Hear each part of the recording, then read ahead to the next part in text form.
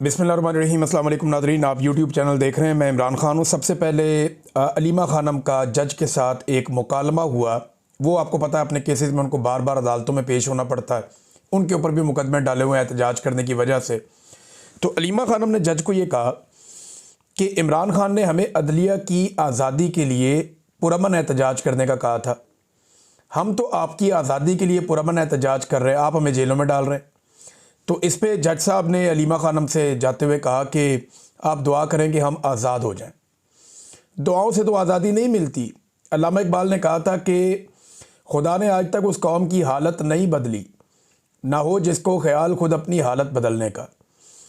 अदलिया को ये जंजीरें खुद तोड़नी पड़ेंगी, वकला को, जजेस को मिलकर जंजीरें तोड़नी पड़ेंगी जो पाकिस्तान की एस्टेब्लिशमेंट ने उन्हें पहना दी हैं। उन्हें जकड़ लिया गया है, उन्हें खुद छूटना पड़ेगा। पाकिस्तान के लोग उनके लिए खड़े हो सकते हैं, पॉलिटिकल पार्टीज़ खड़ी हो सकती हैं, लेकिन खुद ही करना पड़ेगा। हालात यहाँ तक पहुँच गए हैं कि अलीमा ख़ानम बता रही हैं कि रात को जो एहतजाज हो रहा था अडियाला के बाद, जब धरना था, बाद में टॉर्चर किया गया, लोगों को वहाँ से हटाया गया और गिरफ़्तार भी किया गया। तो जाहिद ज़हूर नामी एक SHO के बारे में वो बताती हैं कि उन्होंने 3 ख़वातीन को वहाँ से उठाया और अभी तक उन ख़वातीन के बारे में कुछ मालूम नहीं है कि वो कहाँ गई। फिर उन्होंने बताया कि ये गाड़ियाँ भी उठाकर ले जाते हैं, कोई 8 से ज़्यादा गाड़ियाँ इन्होंने उठाई। बड़ी गाड़ी को छोड़ने के लिए पुलिस को 10 लाख रुपये रिश्वत ले लेती है, छोटी गाड़ी को छोड़ने के लिए पुलिस को 5 लाख रुपये रिश्वत ले लेती है। और ये बातें अलीमा ख़ानम बता रही हैं। यानी ये हालात हैं लॉ एंड ऑर्डर के, और ये अदालतों की कमज़ोरी है। अदालती अहकामात के बावजूद वो मुलाकात करने के लिए जाते हैं, मुलाकात होती नहीं है। इमरान ख़ान को डाला हुआ कैद तन्हाई में। अब लगभग इमरान ख़ान साहब को तकरीबन 1.5 माह से ज़्यादा तो ये हो गया कि आखिरी मुलाकात हुई। 1 माह उससे पहले वाला भी है, वो भी मुलाकात नहीं हो, लगभग तकरीबन कुछ 2.5-3 महीने होने वाले हैं या 2.5 महीने से ऊपर हो गया कि इमरान ख़ान साहब कैद तन्हाई में, और उन्हें मुलाकातें नहीं करने दी जा रही, उनका बयानिया बाहर नहीं आ रहा। और ये सारा कुछ पाकिस्तान की मिलिट्री एस्टेब्लिशमेंट कर रही है और इनको नॉर्मलाइज करने की कोशिश की जा रही है। दूसरी जानिब स्ट्रीट मूवमेंट की जो मोबिलाइजेशन है वो तेज़ होना शुरू हो गई है। देखिए, मैं आपको एक चीज़ क्लियरली बता दूं, जो मेरे सुनने वाले लोग हैं ना, उनको मैं एक क्लियर लाइन ड्रॉ कर देता हूं। स्ट्रीट मूवमेंट कोई और चीज़ है, स्ट्रीट मूवमेंट के लिए मोबिलाइजेशन कुछ और चीज़ है। मोबिलाइजेशन होती है कि आप लोगों के अंदर विजुअल्स क्रिएट करते हैं, आप जगह जगह जाते हैं, जलसे, जुलूस, रैलियाँ, ये सारी चीज़ें होती हैं, ये मोबिलाइजेशन है। स्ट्रीट मूवमेंट के लिए मोबिलाइजेशन है। लेकिन जो स्ट्रीट मूवमेंट की प्रॉपर तैयारी है वो गली मोहल्ले में हर जगह पे, हर बंदे की ड्यूटी, हर नौजवान को पता है उसने कितने बजे कहाँ जाना है, क्या ड्यूटी करनी है, बाकायदा नाम लिखे जाते हैं, टेलीफोन नंबर उसके ऊपर मौजूद होते हैं, सारी डिटेल्स होती हैं, वो पूरा एक ऑर्गेनाइज तरीके से चलता है। वो अभी काम शुरू नहीं हुआ, लेकिन मोबिलाइजेशन का काम बहुत तेज़ हो रहा है। आज़ाद कश्मीर के अंदर जो है वो बड़ा एहतजाज हुआ है और ये स्ट्रीट मूवमेंट के लिए मोबिलाइजेशन का काम हो रहा है। नियाज़ी साहब वहाँ पे इमरान खान साहब के बड़े वफादार साथी हैं, वो वहाँ पे काम कर रहे हैं। बलूचिस्तान के अंदर बहुत बड़ी बड़ी रैलियाँ निकली नाज़रीन। मैं तो देख के, मैंने जो पहले मनाज़िर देखे मुझे लगा शायद ये खैबर पख्तूनख्वा है, लेकिन बाद में पता चला बलूचिस्तान है। तो बलूचिस्तान में तो बहुत बड़ा इनकलाब तैयार है। जिस तरह के मनाज़िर मैंने देखे हैं, जैसी रैलियाँ देखी, जैसे लोगों के इज्तिमा देखे, ऐसे तो कोई पोलिटिकल पार्टी अभी वहाँ कर भी नहीं सकती। तो बलूचिस्तान से भी ये सूरत हाल है। खैबर पख्तूनख्वा में स्ट्रीट मूवमेंट की मोबिलाइजेशन की वीडियोज़ आ रही हैं, लगातार आ रही हैं, लेकिन जो टेक्निकली स्ट्रीट मूवमेंट होती है उसकी मोबिलाइजेशन तो शुरू हो गई है, लेकिन वो अमली तौर पे भी ग्राउंड के ऊपर काम प्रॉपर शुरू नहीं हुआ। नादरीन ने एक स्टेटमेंट दिया ताहिर अशरफी ने, वो स्टेटमेंट मैं यहाँ ज़रूर आपको पढ़ के सुनाना चाहता हूँ। ताहिर अशरफी ने कहा कि, और ये मुलाकात की है इन्होंने अभी DGI-SPR से, कभी ये आर्मी चीफ को मिल लेते हैं, फील्ड मार्शल को, कभी DGI-SPR को, कभी किसी और को। तो ये पाकिस्तान की फ़ौज ने मौलवियों का एक जत्था घेरा हुआ है। ये 14 मौलवी हैं, कभी उधर जाते हैं, कभी उधर जाते हैं, कभी उधर जाते हैं। ये 14-15 हैं, 2-3 दर्जन मौलवी हैं, और ये सारे दरबारी और सरकारी मौलवी हैं। कभी वज़ीर-ए-आज़म बुला लेते हैं, कभी ओहदे मिल जाते हैं। तो ताहिर अशरफी ने कहा जी कि कौम और फ़ौज के इत्तेहाद से जंगों को जीता जाता है। खैबर पख्तूनख्वा के अवाम फ़ौज के साथ खड़े हैं। देखें, खैबर पख्तूनख्वा के अवाम कहाँ खड़े हैं, ज़रा वहाँ जाके आप कभी पता करें, मौलवी साहब को पता चले कहाँ खड़े हैं।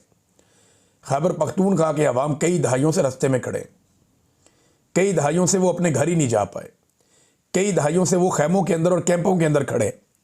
खैबर पख्तूनख्वा के अवाम कई दहाइयों से नाकों पे खड़े और जनाजों में खड़े।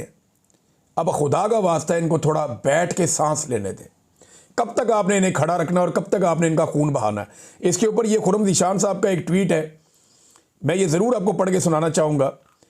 इन्होंने दिखाया है कि ये खैबर पख्तूनख्वा के अवाम खड़े हैं, इसमें बहनें भी खड़ी हैं, भाई भी खड़े हैं, और लंबी एक लाइन है जिसमें टूटी फूटी पुरानी गाड़ियों के अंदर लुटे पुटे काफिले वादी तीरा को छोड़कर आ रहे हैं।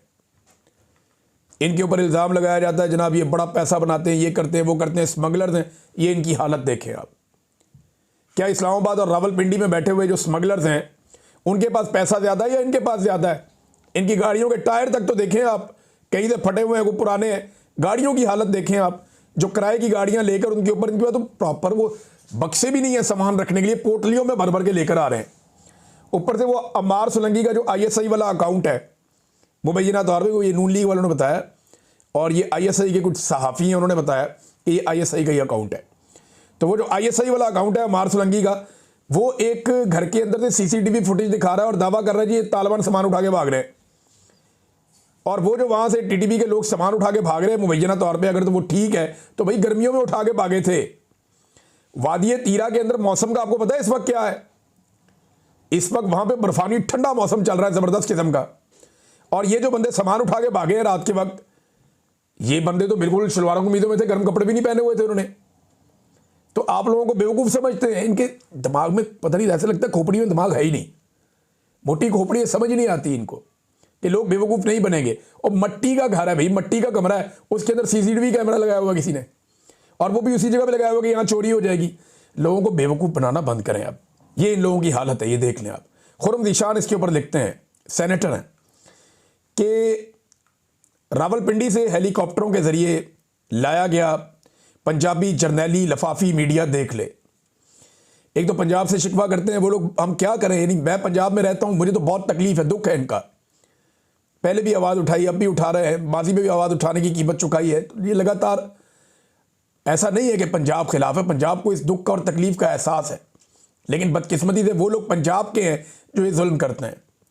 उन्होंने कहा मीडिया देख ले कि तीरा में जो तुम लोग अरबों खरबों के भंग, चरस, अफयून के कारोबार की बकवासियात करते रहते थे, वहाँ इनके अरबों के लेन देन की बात कर रहे थे।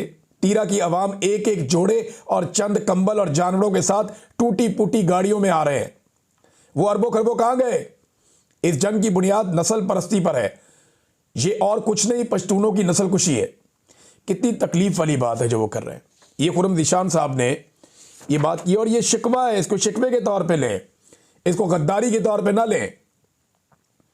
आज बलूचिस्तान के लोग यही शिकवा कर रहे हैं, आज सिंध के लोग यही शिकवा कर रहे हैं, आज पंजाब के लोग यही शिकवा कर रहे हैं, आज कबायली और बलूची हर कोई यही शिकवा कर रहा है। आज आपके आज़ाद कश्मीर के और गिलगित बल्तिस्तान के लोग भी यही शिकवा कर रहे हैं। सारे के सारे पाकिस्तान की मिलिट्री एस्टेब्लिशमेंट से तंग है कि यार उन्होंने नाक में दम किया हुआ है, इनको बोलो अपना काम करें, हमें मुल्क चलाने दें, अपना सुकून का सांस लेने दें पाकिस्तान को। लेकिन नहीं, उन्हें तो अपना फ़ायदा देखना है, उन्हें तो देखना है कि वो किस तरह अपने लिए ज़्यादा मुनाफा और ज़्यादा ताकत इकट्ठी कर सकते हैं। आसिम मुनीर साहब से ना एक गलती हुई बहुत बड़ी। ये एक नौजवान का मैं क्लिप सुन रहा था, वहाँ से मुझे ये आइडिया है कि मुझे भी ये बात करनी चाहिए। वो बड़ी शानदार बात की उस नौजवान ने। बहुत सारे लोग क्योंकि हमारे इस प्लेटफॉर्म को सुनते हैं तो मुझे लगा कि उस नौजवान की बात सब तक पहुंचनी चाहिए, और अल्फाज शायद मेरे होंगे लेकिन उसने ज़बरदस्त बात की है, शानदार। देखिए, आसिम मुनीर साहब ने ना गलत आदमी पकड़ लिया। इससे पहले भी फौज बंदे पकड़ती थी, लेकिन इस दफ़ा आपने गलत आदमी पकड़ लिया। आपको लगा आप इसको पकड़ेंगे और आपकी जान छूट जाएगी, वो माफिया मांगेगा, गिड़गड़ाएगा, वो आपको ये कहेगा मेरी जान छोड़ दें। नहीं, ये नहीं हुआ ना। अब आप उसको नहीं छोड़ते तो अवाम आपको नहीं छोड़ेगी, और अगर आप उसे छोड़ते हैं तो आपको लगता है कि वो आपको नहीं छोड़ेगा। तो मुल्क तो ऐसे नहीं चलेगा ना अवाम चलेगी ना मुल्क चलेगा। तो आप उसे छोड़ते हैं तो फिर फंस जाते हैं, नहीं छोड़ते तो फिर फंस जाते हैं। किस किस्म की बला के साथ आपने पंगा ले लिया। ऐसा आदमी पकड़ा है कि अंदर वाले पनाह मांग रहे हैं, बाहर वाले दुआ मांग रहे हैं, और वो वर्जिश का सामान मांग रहा है। दो उसको डंबल, वर्जिश का सामान, ताकि वो अंदर अपना टाइम गुजारे। इमरान खान को जेल में बंद करने वालों ने, इमरान खान ने एक बात कही थी हमें, मुझे आज भी अच्छी तरह याद है, जिन लोगों ने और सुनी थी वो इसकी गवाही भी दे सकते हैं। इमरान खान ने कहा था कि इनके पास सिर्फ यहाँ तक का प्लान है कि ये मुझे पकड़ लेंगे, उसके बाद इन्हें नहीं पता कि इन्होंने क्या करना है। तो वो मुझे भी लगा उस वक्त कि शायद तब तो काम ही खत्म हो गया जब इमरान खान को पकड़ लिया। इमरान खान ने कहा नहीं, इनके प्लान की जो आखिरी लाइन है वो यही है कि ये मुझे पकड़ लेंगे, लेकिन मुझे पता है कि उसके बाद इनके साथ क्या होगा। और इमरान खान के पास बाकायदा पूरा प्लान था अपनी गिरफ्तारी के बाद, जिसको उसने एग्जीक्यूट करके दिखाया। बहरहाल प्लान तो सबसे बड़ा अल्लाह रब्बुल इज़्ज़त का होता है, अल्लाह का प्लान कुछ और था, इन्होंने तो सारा कुछ करके देख लिया। इस वक्त तो हालात ये हैं पाकिस्तान के कि सर्दियों में लोड शेडिंग हो रही है हमारे मुल्क में, यानी बिजली का शॉर्टफॉल 4000 मेगावाट हो गया। देखें, पाकिस्तान में बिजली कम नहीं है, बिजली बनाने की सलाहियत भी कम नहीं है। इन्होंने जो बिजली के कारखाने लगाए हुए हैं वो पाकिस्तान की ज़रूरियात से दुगने हैं, दुगने से भी ज़्यादा है। यानी ये जितनी चाहे बिजली बना के आपको दे सकते हैं। 1 सेकंड की लोड शेडिंग पाकिस्तान में नहीं होनी चाहिए। लेकिन आपको पता है ये लोड शेडिंग क्यों कर रहे हैं?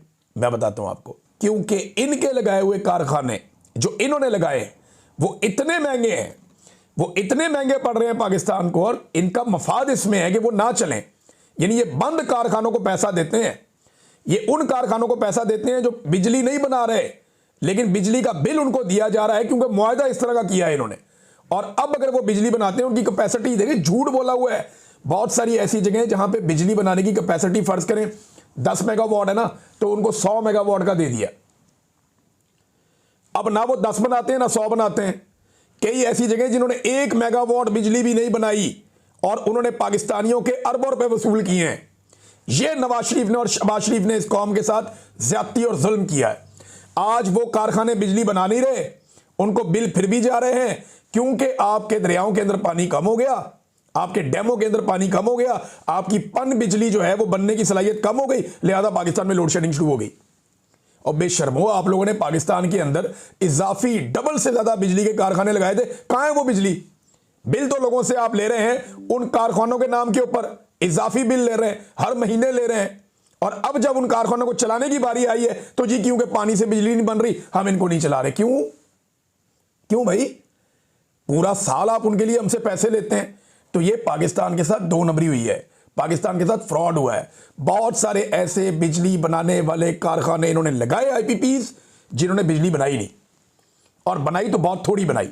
उनकी कैपेसिटी फर्ज करें 10 थी तो इन्होंने 100 लिखी।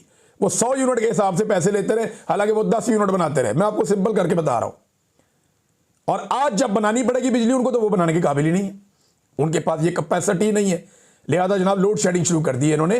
इतनी महंगी बिजली फिर भी लोड शेडिंग, और कैपेसिटी इन्होंने लिखी हुई कुछ और है, पीछे कुछ और है। ये कौम को चूना लगाया इन लोगों ने, और ये कमीशने खा गए सारे फ्रॉडिये मिलजुल के। तो ये जनाब सर्दियों के अंदर लोड शेडिंग हो रही है, अंदाजा करें आप। पीपल पार्टी ने नादरीन एक बड़ा ज़बरदस्त प्रोपेगेंडा किया, आपके सामने रखते हैं। ये 2 तस्वीर आप देखें। पहले ये एक तस्वीर देखें, इसमें सुहेल अफरीदी खड़े हैं, इनके साथ चंद सिक्योरिटी के लोग खड़े, ये अपनी गाड़ी के ऊपर खड़े हैं, इनके पैरों में अजरक पड़ी हुई है। खेला ना सिंध कार्ड बेशर्मों ने दोबारा, सारी जिंदगी सिंध कार्ड खेला, सिंधु कार्ड खेला, हम सिंध कार्ड खेलेंगे, नस्ल परस्ती, हर तोहम परस्ती, पता नहीं क्या क्या कार्ड ये खेलते हैं घटिया लोग। ये एडिटेड तस्वीर है, इसमें नहीं है ये अजरक पैरों में। ये देखें अगली तस्वीर आप, ये असल तस्वीर है, इसको आप देखें, ये देखें, ये पैरों में उनके फूल पड़े हुए हैं। ये असल तस्वीर उसी जगह पे, सारा फ्रेम वही का वही है, हर चीज वैसे ही है। पैरों में उन्होंने अजरक एडिट करके आर्टिफिशियल इंटेलिजेंस के साथ डाल दी और प्रोपेगेंडा कर दिया जी हमारी अजरक पैरों में डाल दी। हद हो गई यार आप लोगों की, अजरक पैरों में डाल दी। भाई ये फूल पड़े हुए हैं पैरों के अंदर। सिंध का पानी जब जरदारी ने बेचा तब आपको कोई परवाह नहीं थी, कोई पूछने वाला नहीं था, और ना कोई पूछेगा उनसे, क्योंकि बाप का माल है, बेच दो, बांट दो। अब नादरीन, एक इंजीनियर मोहम्मद अली मिर्जा साहब के हवाले से जो एक बड़ी कंट्रोवर्सी बड़े लंबे अरसे से चल रही थी, अब तो ज़ीशान अजीज़ साहब का अल्लाह ताला भला करे, उन्होंने तो सारा ही कट्टा खोल के सामने रख दिया। जैसा कि मैंने आपको बताया था पिछले वीलॉग में, मेरे पास इंफॉर्मेशन थी कि इंजीनियर साहब के लोगों ने और उन्होंने किस तरह इस जर्नलिस्ट के ऊपर असरअंदाज होने की कोशिश की। अब ज़रा वो देखें कि इंजीनियर साहब बहुत बुरी तरह फंस गए। किन चीज़ों में फंस गए? नंबर 1, जो उन्होंने मरियम नवाज़ की तारीफ़ें की उस पर फंस गए कि जनाब वो बहुत अच्छा बोलती हैं, भला निखार के एक एक लफ्ज़ वो ज़ीशान ने निकाल के सुना दिया, जो गालम गलोच और घटिया ज़बान उन्होंने इस्तेमाल की है। अब बजाय इसके कि मरियम नवाज़ के ऊपर जो अपना स्टेटमेंट है उसको डिफेंड करते, कहते जी फलां भी ऐसे बोलता है, इमरान खान भी ऐसे बोलता है। कभी यार, इतने घटिया अल्फाज तो कभी इस्तेमाल नहीं किए। जो मरियम नवाज ने इस्तेमाल किए और उसके सोशल मीडिया ने इस्तेमाल किए, और जो लोग गंदी माँ बहन की गालियां देने वाले घटिया तरीन लोग हैं, नवाज शरीफ और शहबाज शरीफ, उनको अपने साथ खड़ा करते हैं, उनको अपने साथ शामिल करते हैं। जो बंदा बरतानिया में औरतों को गालियां देता था, उनको बुला के इनको वजीर लगा देते हैं। ये जनाब इनके हालात हैं। फिर दूसरा जनाब, सीसीडी के बारे में इन्होंने बड़ी गेम उठा दी थी कि कोई रेप नहीं हुआ, कोई ज्यादती का वाकया नहीं हुआ, खवातीन बड़ी महफूज हो गई हैं, नेफे में पिस्तौल चल रहे, बड़े खुश थे वो, मावराए अदालत कत्ल हो रहे, बड़े खुश थे, बड़ी तारीफें कर रहे थे। उसने कहा जी बताएं आप मावराए अदालत कत्ल को दुरुस्त समझते हैं? फंसा दिया ज़ीशान ने। वहाँ पे भी मुकर के कहते नहीं नहीं वो गलत है। तो कौन कौन सी चीज़ को अपनी गलत तस्लीम करेंगे। फिर तहरीक लब्बैक की जबरी गुमशुदगियों वगैरह पे और कत्लेआम पे, हार्ड स्टेट पे बड़े खुश थे। तो अब बताएं ना कि तहरीक लब्बैक की क़यादत किधर है? क्या उन्हें जबरी तौर पे लापता नहीं किया एजेंसियों ने? बोले ना उसके ऊपर, आवाज़ उठाएं, क्यों नहीं उठा रहे आप तो बड़े एंटी एस्टेब्लिशमेंट बनते हैं, तो निकले बाहर, अपनी एकेडमी से बाहर निकलें, एहतजाज करें, खड़े हों लोगों के साथ, कुतबे हाथ में लेकर खड़े हों, रोला डालें, कहें आपके जनाब जबरी गुमशुदगी हुई है, रिजवी बरादरान की उनको छुड़ा के लाओ। क्यों नहीं आप कर रहे? आवाज़ उठाए ना। हम तो हर जगह आवाज़ उठा रहे हैं, हर जगह रोला डाल रहे हैं, जो हमारी कैपेसिटी हम कर रहे हैं। पाकिस्तान तहरीक इंसाफ अपने बदतरीन मुखालिफों के साथ खड़ी हो गई कि नहीं यार जबरी गुमशुदगी है, लेकिन ये इंजीनियर मोहम्मद अली मिर्ज़ा साहब नहीं खड़े हुए। ये ज़ीशान ने इनको एक्सपोज करके रख दिया। फिर जो कत्लेआम हुआ वहाँ पे मुरीदके में, उसके ऊपर इनकी ज़बान बिल्कुल बंद थी, पहले वहाँ पे भी फंस गए। फिर इन्होंने कहा जी 2014 के धरने में मैं इमरान खान को पहचान गया था, इमरान खान को। तो उस पर क्योंकि मेरे साथ ही बड़ा टाइम गुजारा है, बिल्कुल भाइयों की तरह है ज़ीशान, छोटे भाइयों की तरह, मुझे बहुत प्यार है ज़ीशान से। तो ज़ीशान को ये पता था कि ये मेरे से रब्ता करते रहे और मेरे से कोशिश करते रहे 2019 में 2020 में कि मेरी इमरान खान से मुलाकात करवा दें। मैं ज़रा बात खोल भी देता हूँ क्योंकि ज़ीशान ने इनको ये आगे से मुंह पे जवाब दे दिया। तो मैं आपको खोल देता हूँ बात कि इंजीनियर मोहम्मद अली मिर्ज़ा साहब ने मुझे कई दफ़ा रब्ता करके ये रिक्वेस्ट की कि मेरी इमरान खान से आप मुलाकात करवा दें इमरान साहब। तो मैंने उन्हें कहा जी कि वो वज़ीर आज़म है पाकिस्तान का, मैं आपको कहाँ से मिलवाऊँ? मैं आपकी उनके स्टाफ के साथ बात करवा देता हूँ और वो फिर आपकी मुलाकात अरेंज करवा देंगे अगर उनको मुनासिब लगेगा। तो ये मैंने अपना वादा पूरा कर दिया था। दूसरा, इंजीनियर साहब और उनके लोग बहुत सारे लोगों से रब्ता कर रहे थे, मेरे से भी किया था कि हमें पुलिस की सिक्योरिटी चाहिए। उस वक्त जब इनके ऊपर एक हमला हो गया था कातलाना, अल्लाह ताला उन्हें महफूज रखे, तो मैंने तो खुद से इनको फ़ोन करके ऑफ़र किया था कि जी मैं अपनी सिक्योरिटी, मेरे पास है सिक्योरिटी के लोग, कुछ अच्छे बाएतमाद लोग हैं, तो मैं आपके पास भेज देता हूँ, इंजीनियर साहब आपकी सिक्योरिटी का फौरी बंदोबस्त कर लेते हैं। उन्होंने कहा नहीं जी मुझे पुलिस की सिक्योरिटी के लिए वो बार बार कह रहे थे। तो मैंने उनसे कहा जी मैं कोशिश करता हूँ, देखता हूँ, बातचीत करता हूँ, लेकिन पता नहीं मुझे उसमें क्या हुआ। लेकिन मैंने उन्हें अपनी ऑफ़र दी थी कि जनाब मैं सिक्योरिटी आपको दे देता हूँ। लेकिन इनकी दिलचस्पी इस बात में थी कि इनको कोई एजेंसियों की तरफ से या कोई ऐसे कोई मदद मिले। तो मैं तो अब उतना वो मेरा था भी नहीं, मैं एक जर्नलिस्ट हूँ, मैं अपना काम करूँ या ये काम करूँ। तो इनको वज़ीर आज़म से भी मिलना था। हालांकि 2014 में इनको लगता है इमरान खान बहुत बुरा आदमी है, 2019 में ये मेरी मिन्नतें कर रहे हैं कि इमरान खान से मुलाकात करवा दो, और ये कह रहे थे इमरान खान का मैं बहुत फ़ायदा करूँगा, और उस वक्त ये इमरान खान की बहुत तारीफ़ें भी कर रहे थे। फिर नाज़रीन एक और इन्होंने सवाल फीड कर दिए पकड़ के ज़ीशान को। ये कैसे बेवकूफ़ लोग हैं, यानी ये ज़ीशान से चाहते हैं कि इमरान खान की निजी ज़िंदगी के ऊपर घटिया तरीन जो कैरेक्टर असैसिनेशन करने वाले सवालात हैं वो पूछो हमसे, फिर कब्रों पे सजदों वाले सवालात पूछो हमसे, इमरान खान से जोड़ो उनको। ये मिर्ज़ा साहब की और उनकी टीम की ख्वाहिशें आप चेक करें।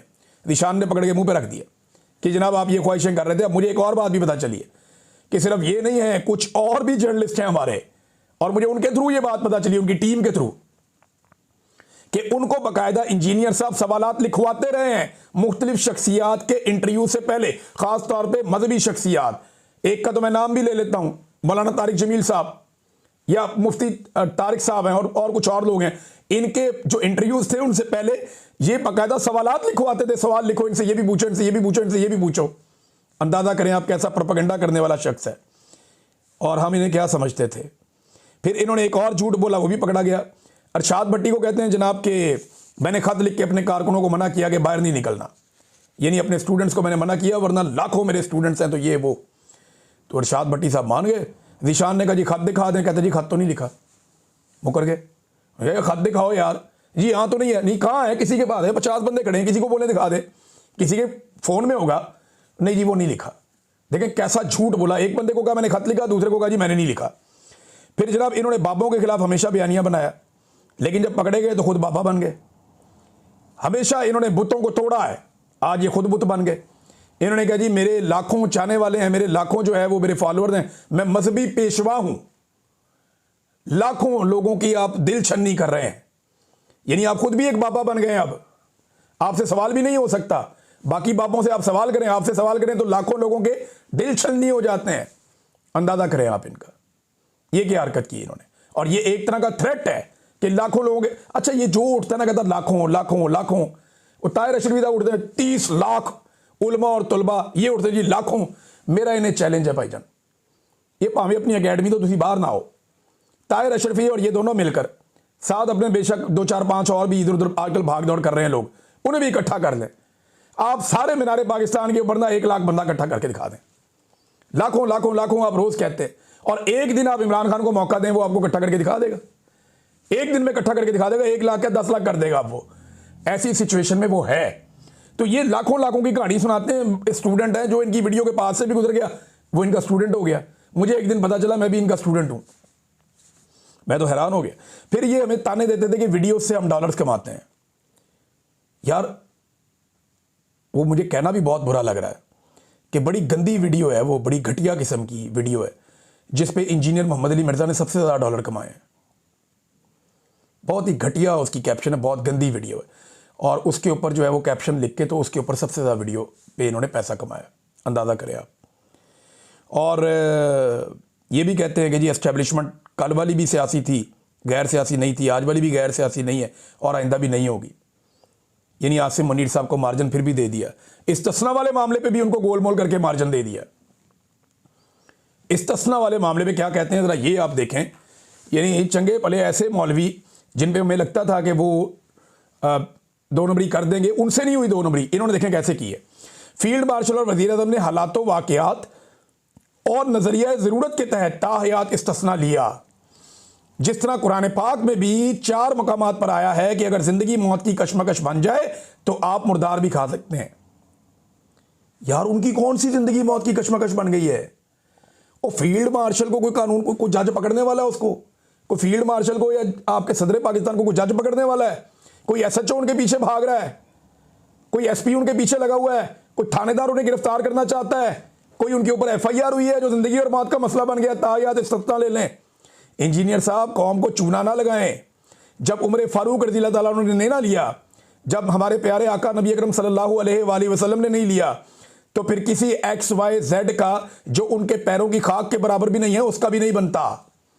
ये कोई आसमान से उतरे हुए नहीं है, या इनके हालात कहीं हमारे आका नबी अकरम सल्लल्लाहु अलैहि वसल्लम से या हमारे खुलफाए राशिदीन से ज़्यादा मुश्किल नहीं है। आप इनके लिए जवाब घड़ के अपनी आखिरत ख़राब ना करें मिर्ज़ा साहब, बड़ी मेहरबानी है आपकी। फिर खुद आंड में कह देते हैं जनाब मेरे नज़दीक ये दुरुस्त नहीं है, मैं कभी भी इस तरह का इस्तिस्ना ला लूँ। आपको दे कौन रहा है इस्तिस्ना? कौन आपको दे रहा है जनाब इस्तिस्ना? मैं कभी भी ना लूँ। आप आर्मी चीफ हैं, आप सदर पाकिस्तान लगे हुए हैं। ये तो उन लोगों के लिए जिन्होंने जुर्म करने हैं। आपने ना जुर्म करना, ना अच्छा करना, ना बुरा करना, आपने तो यही करना है जो आपसे करवाया जा रहा है, आप खुद ही करते जा रहे हैं। मेरी समझ से बाहर है ये किस तरफ चल पड़े हैं। बहरहाल नाज़रीन, वीलॉग को यहाँ ख़त्म करते हैं। अब तक के लिए इतने, अपना ख्याल रखिएगा, अपने चैनल का भी। अल्लाह हाफ़िज़।